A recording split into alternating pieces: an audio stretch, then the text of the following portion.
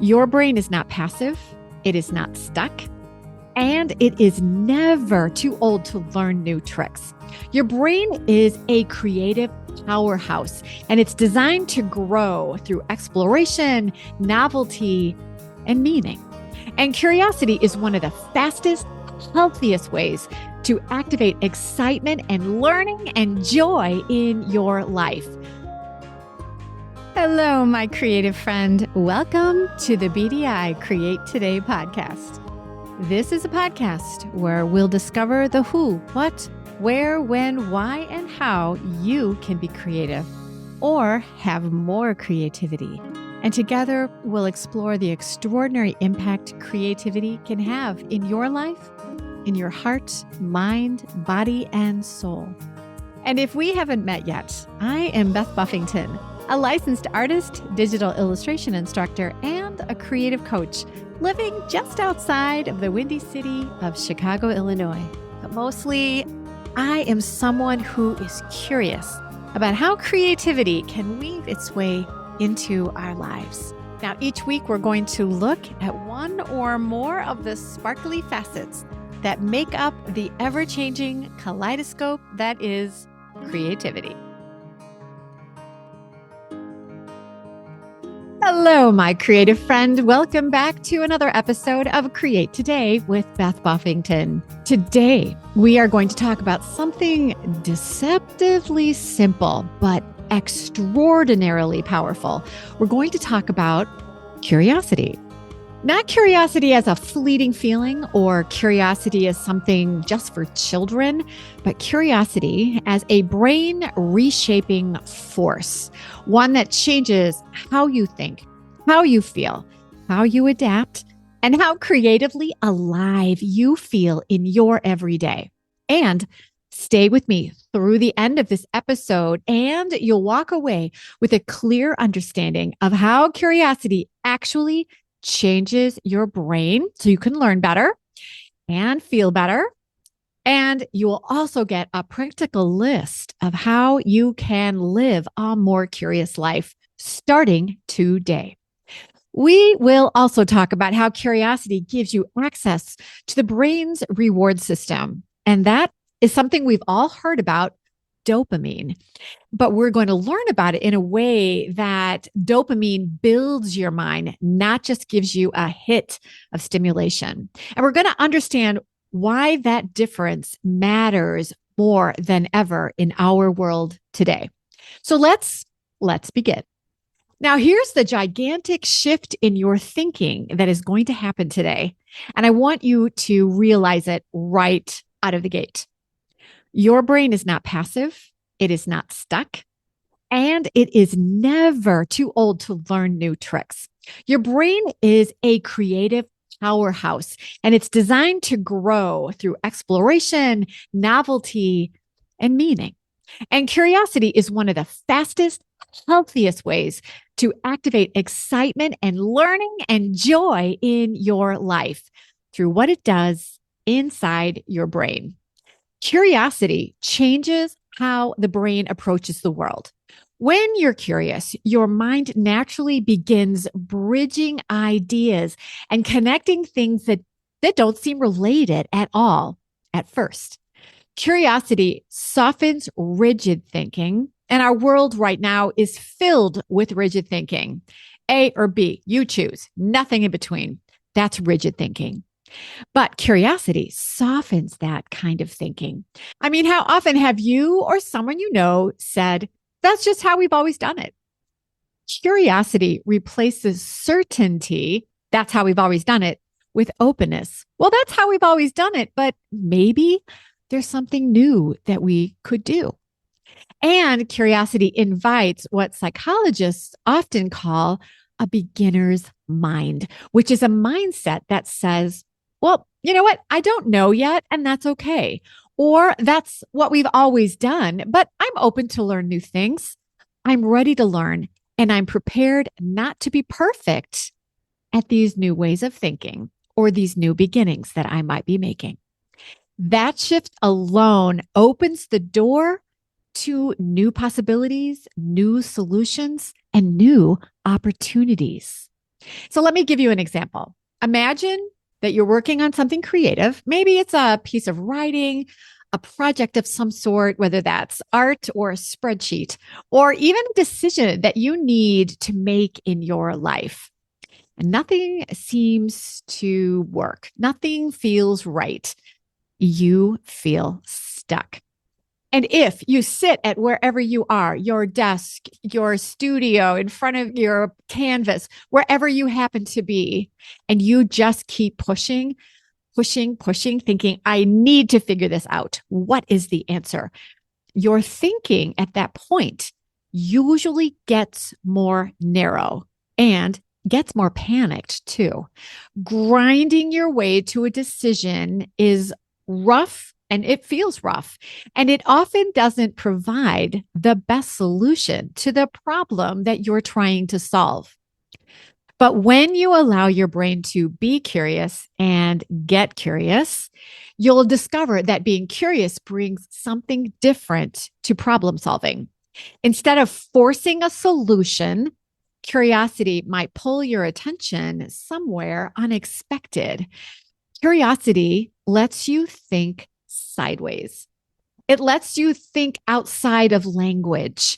It lets you see options and possibilities and opportunities and solutions in unusual places. You might overhear a conversation. You might notice colors or textures or sights and sounds in places that have nothing in common to the problem that you need to solve. You might read something unrelated, entirely unrelated, that makes you think, well, that reminds me of this thing that I'm working on. And without effort, your brain starts to quietly link these unrelated experiences together. Texture, emotion, memory, sometimes even sensory things, taste, sights, sounds, smells, all of these things suddenly having association. And then suddenly, out of the blue, something clicks. I was working on a project for wine bottle holders one year, and I was trying to come up with some novel design ideas, and it was an uphill battle. I was researching wine bottle holders and I was looking at what had always been done. And it seemed like all the ideas that I started having looked very similar to some things that had already been done. And I thought, no, I want these to look different. How can I do this? Then one night when I was away from my studio, I was on Pinterest, just floating around, looking at things. And I was kind of interested in some jewelry that I was thinking about buying to go with a new outfit that I had. So I was looking at some statement bracelets, some cuffs, and then I found something intriguing. I suddenly realized the commonality between the shape of wine bottle holders and wrists or cuffs in jewelry, and it opened a faucet of ideas for my project. I was so stuck on seeing what had already always been done. This is how we've always done it, that I was afraid to look past what the norm was for this kind of design. And I suddenly had so many ideas thinking about jewelry with wine bottles that it was hard for me to get them sketched quickly enough. Now, that wasn't magic. That was curiosity, opening communication between neural networks in my brain. And these were compartments that didn't usually talk together. Me looking for outfit ideas and me doing design work. Suddenly, they were allowed to connect to each other because of the curiosity that was opening up the networks, the compartments in my brain. See, curiosity, it's like having a wingman in your brain that is constantly introducing and networking this area and that area in your brain to work together. Hey, brain, have you met this part of your brain? You know, it was a huge way to introduce some novel ideas. And that's often where creative breakthroughs live, not in the effort of grinding to a solution, but in the openness of exploring areas unrelated. Now, let's talk about what actually is happening inside your noggin when you allow curiosity to open up your brain. Neuroscience research shows that when curiosity is activated, the brain engages its dopamine system. And that's the same system involved in motivation, anticipation, and reward.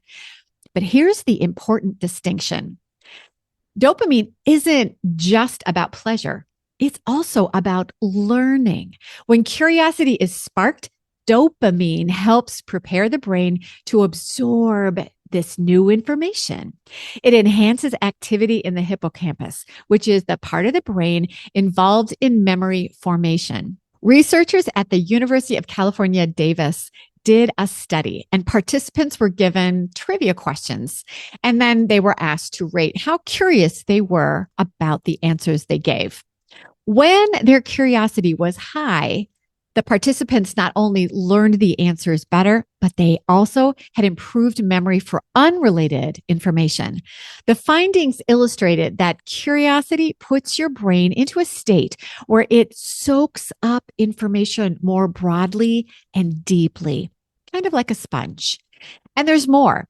That curious state boosts activity, not only in the hippocampus, the part of the brain involved in forming new memories, but it also enhances interaction between the hippocampus and the dopamine reward network. This neurodialogue between novel experience, reward anticipation, and memory systems gives curiosity its superpower. It literally builds neural pathways by making the process of learning feel rewarding, which reinforces the brain's natural capacity for adaptation and connection. In simple terms, curiosity puts your brain into a growth-ready state. It's saying, I want to learn and I want to remember what I've learned because it makes me excited and happy. It doesn't just help you learn one thing better. It makes your brain more receptive overall. And the best part, your brain can do this no matter how old you are. And this is why I'm so excited to share this topic with you today, because not only are you learning how to learn better, but overall, it's going to make you happier and healthier in heart, mind, body, and soul. Curiosity is a superpower. Now, I want to pause for just a moment because we need to understand something about dopamine. It often gets misunderstood. You see, we live in a world full of fast dopamine hits. We are doom scrolling. We are watching short videos. We are doing online gambling. We are even buying that next great thing. And a lot of that is spur of the moment online purchasing, that retail therapy that feels so good in the moment. These activities trigger dopamine through novelty and unpredictability. And that is why they feel exciting and good at the moment. And that is why they can be so addictive. But here's what you need to understand. These kinds of dopamine spikes, the scrolling, the short videos, the online gambling, even online buying, they stimulate the brain, but they don't necessarily grow it. You feel good for a moment. It's a momentary spike of deliciousness, but you're not better for it because of that dopamine hit. Doom scrolling, gambling, they activate the reward system without deeply engaging the networks responsible for learning, integration, and creativity. But my friend, when you let your brain be curious, curiosity works differently when it comes to dopamine. When dopamine is released through curiosity, through genuine exploration and questioning and discovery, it strengthens neural pathways. It supports memory. It builds adaptability. And this enhances your well-being through actual growth and resilience. In other words, curiosity offers the benefits of dopamine with long-term payoffs, not just momentary stimulation. So curiosity is dopamine that teaches. That is a win-win. Now, before we go further, I want to stop for a moment and tell you about something that pairs beautifully with everything that we're talking about today.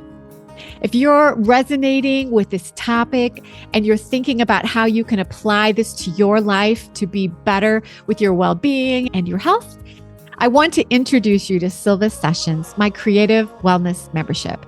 This is a space where we explore how creativity supports well-being, not just mentally, but emotionally and physically.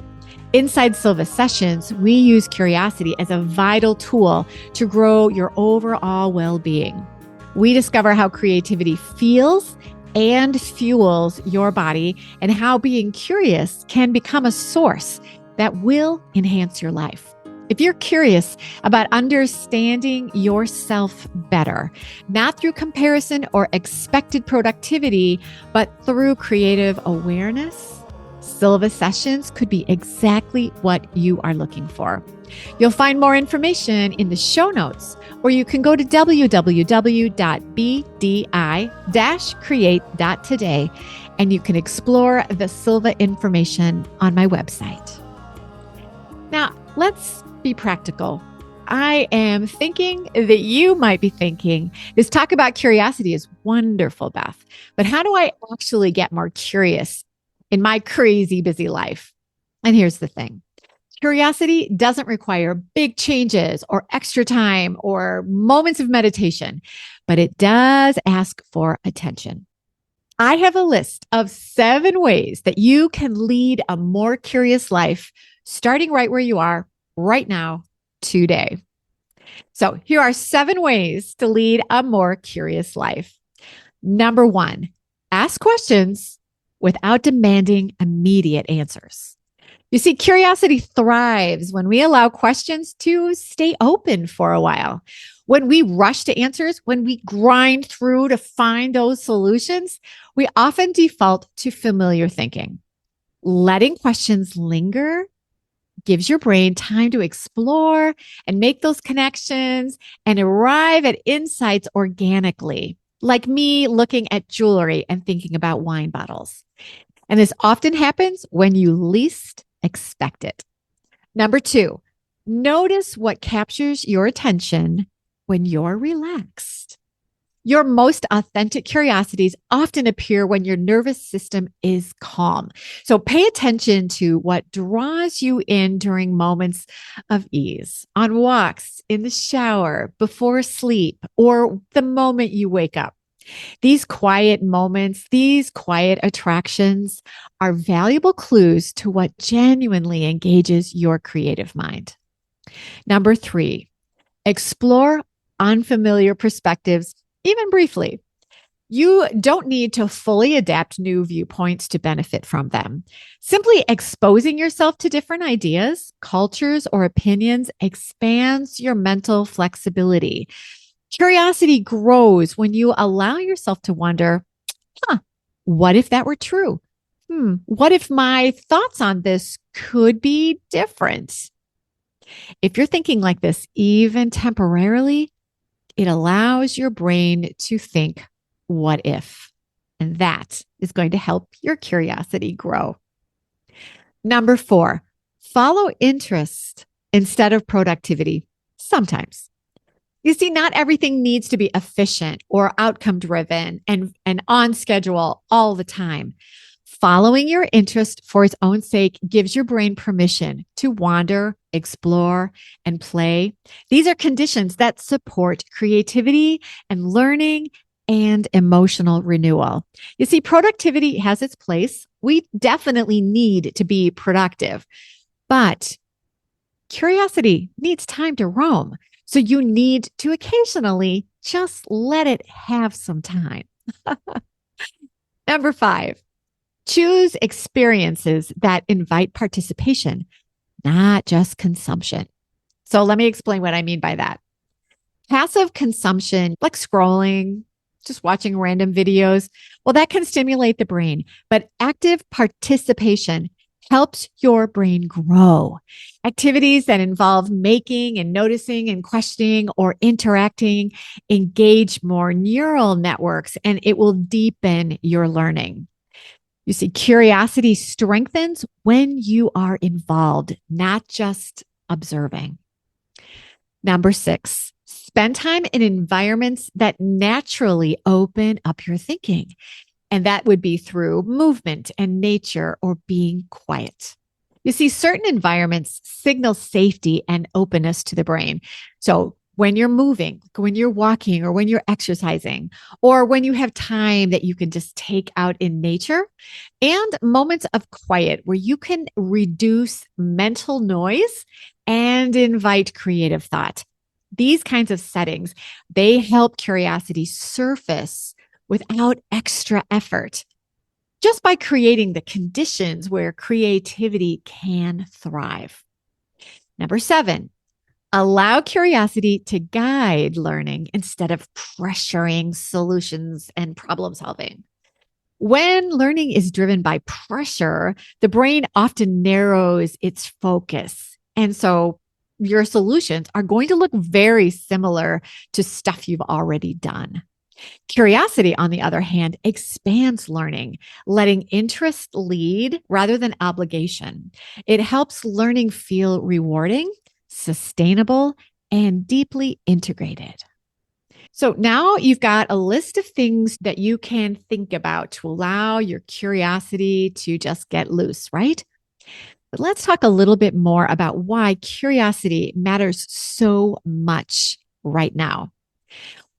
We live in a world that rewards certainty, speed, and constant stimulation. But curiosity allows us to slow down just enough to reconnect to the important things that help with our well-being. Curiosity reconnects us to ourselves and to others that we love, our neighbors, our friends, our family, and the others that we should get to know. And it also gives us a thirst to know more and learn more about things that we don't know yet, so that we aren't always just doing what we've always done before. Curiosity also makes us more adaptable, and it helps us understand others' situations.